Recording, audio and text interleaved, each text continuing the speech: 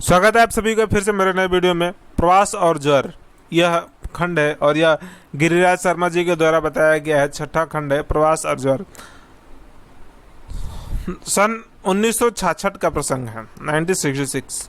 श्री गुरु जी का 61वां वर्ष प्रारंभ हुआ था। नागपुर में अनेकों वरिष्ठ अधिकारियों ने महाराष्ट्र की परंपरा के अनुसार श्री गुरु जी की 61वीं वर्षगांठ के अवसर पर देश भर के कार्यकर्ताओं को एकत्र बुलाकर कोई कार्यक्रम रखने का आग्रह किया और सभी को इनके जन्म दिवस पर सबको बुला करके कोई कार्यक्रम रखने का आग्रह किया है। इस प्रस्ताव के आते ही श्री गुरु जी ने सर्वथा निषेध कर दिया और सर्वथा उन्होंने मना कर दिया कि नहीं, ऐसा नहीं करना है।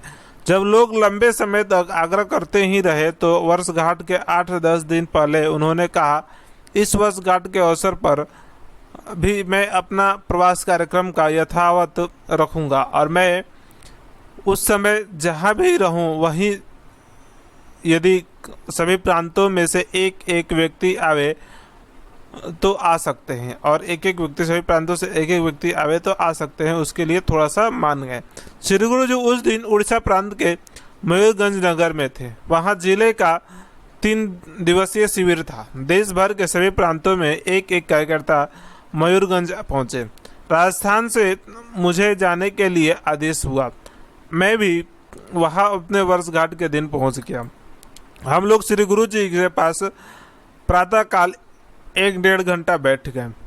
खूब प्रसन्नतापूर्वक वे बातचीत कर रहे थे। 9 बजे के लगभग वे जिले के कार्यकर्ताओं की बैठक लेने गए। वहां से आकर स्नान संध्या करके और हम लोग के साथ एक स्थान पर भोजन किया। भोजनोपरांत कुछ विश्राम करके फिर हम लोगों के साथ वार्तालाप करने बैठ गए। तदनंतर वहां के बौद्ध लोगों ने बैठक ली और वे उसमें भाग लेने के लिए चले गए। संध्या काल नगर के स्वयंसेवकों का एकत्रीकरण था और उससे साधारण जनता भी निमंत्रित थे और उसके बीच भी श्री गुरु जी का भाषण था और उनके बीच में उनका भाषण था।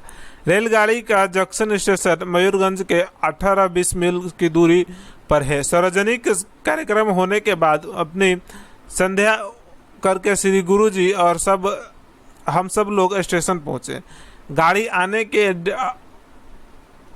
आने में घंटा भर का विलम्ब था, 1 घंटा का विलम्ब था। स्टेशन पर हम सब लोग बातचीत कर रहे थे कि अचानक श्री काशीनाथ पंत लिए का हाथ श्री गुरु जी के हाथ से छू गया और उनको ऐसा लगा मानो उनका श्री गुरु जी का हाथ गर्म है। उनको लगा कि श्री गुरु जी का हाथ गर्म है। वैद्य श्री काशीनाथ राव ने श्री गुरु जी की नाड़ी के अच्छी प्रकार से देखा और आश्चर्यपूर्वक कहने लगे, गुरु जी आपको बहुत तेज ज्वर है।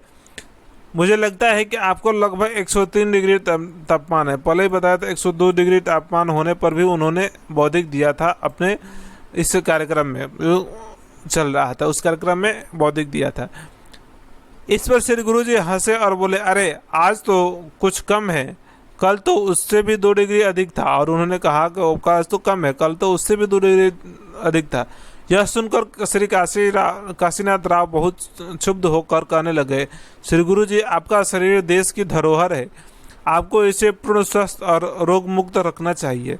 श्री गुरु जी ने समझाने का प्रयास किया, देखो मेरा कार्यक्रम लगभग 8-10 मास पूर्व बन जाता है। चिर प्रतीक्षा के पश्चात अपने कार्यक्रम के निमित्त में भिन्न भिन्न स्थानों पर जाता हूँ और वहाँ अनेकों प्रांत के कार्यक्रम पहले से बने रहते हैं और अब यदि मैं अपने शारीरिक कष्ट के कार्यक्रम का निषेध कर दूं तो कार्यकर्ताओं को, संसेवकों को और संघ प्रेमी सज्जनों के कितना बुरा लगेगा। इतना ही नहीं, वे सब लोग अपने कार्य से संबंधित बातचीत करके और एकाध विषय को बातें सुनकर संघ कार्य करते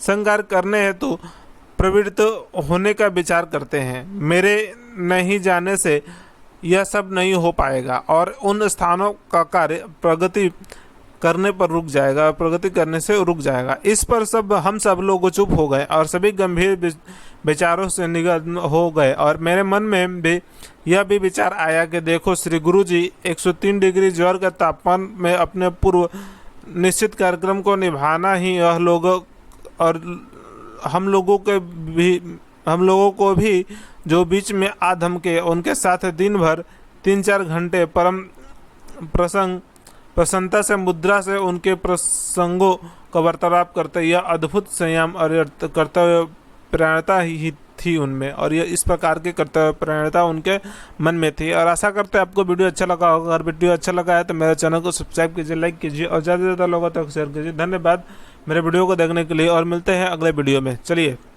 जय श्री राम और भारत माता की जय, भारत माता की जय, भारत माता की जय।